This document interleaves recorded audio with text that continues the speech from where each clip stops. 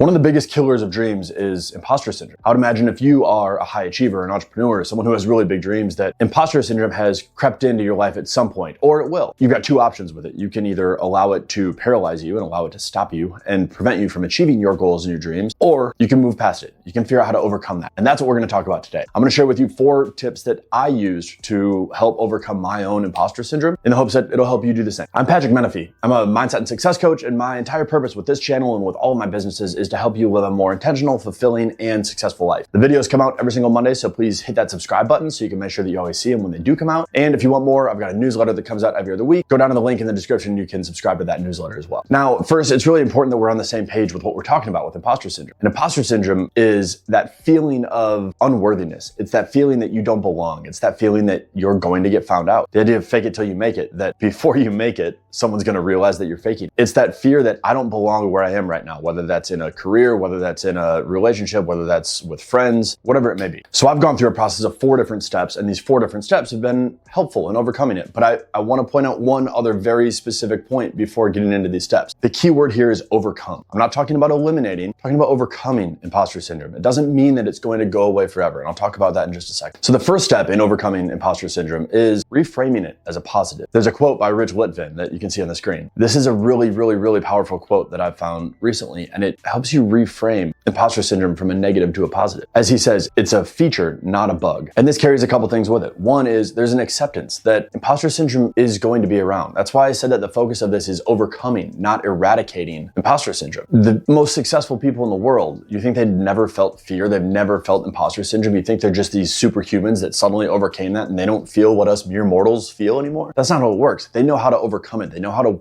work past it because they see that it's a sign that they're leveling up. The beauty of imposter syndrome is it means you're stepping into the unknown. You're stepping into something that you haven't done before. You're stepping into something that's uncomfortable. And while that is uncomfortable, it also means that you're growing. And growth and getting to your dreams and getting to the life that you want to live is impossible without going through some of that challenge. So the first step is reframe it as a positive. Accept that it's inevitable. The second step in overcoming imposter syndrome is pinpoint the specific fear. And I'll give you an example of what I mean. When I started coaching full-time, I felt imposter syndrome, but I only felt it in very specific areas. When I stepped onto a call with a client, I felt on top of the world. I didn't feel any imposter syndrome at all. There were challenges. There were times where I wasn't sure exactly how to deal with a particular circumstance or issue on a call. But overall, I felt great on the call. I felt incredibly confident in the work that I was delivering. The problem came when I needed to pitch my services, when I needed to sell what I do, when I needed to talk about how good I am. That was where my imposter syndrome crept in. It wasn't imposter syndrome around coaching. It was imposter syndrome around selling myself in relation to coaching. And that created a very fine differentiation that allowed me to help overcome it. Because if it's really big, you're trying to figure out how to overcome the fear of coaching. That's a lot. That's really hard to figure out. And a lot of times you can go after the wrong thing. If I'd gone after how I can be a better coach first, that wouldn't have helped because the problem was in selling myself. No matter how good I am, no matter how good I was, the problem that I had was in selling my services, not in delivering them. So pinpointing it is very important so that you can do number 3, which is shine a light on the story that creates the imposter syndrome. Now, we tell ourselves a lot of stories. And what I found was by pinpointing that my fear was specifically, and my imposter syndrome was specifically around selling myself, I could then start to figure out what that story was. I started to figure out that I didn't like sales because I had experiences with people being pushy.